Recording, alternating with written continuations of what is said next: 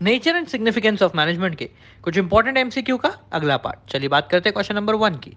Which level of management is responsible for the welfare and survival of the organisation. Welfare और survival, ये कौन से level पे काम हो रहा है? तो सही जवाब है इसका, ये काम हो रहा है टॉप लेवल के ऊपर, क्योंकि वो ही सामने से फेस करते हैं हर प्रॉब्लम को। चलिए बात करते हैं क्वेश्चन नंबर 2 की।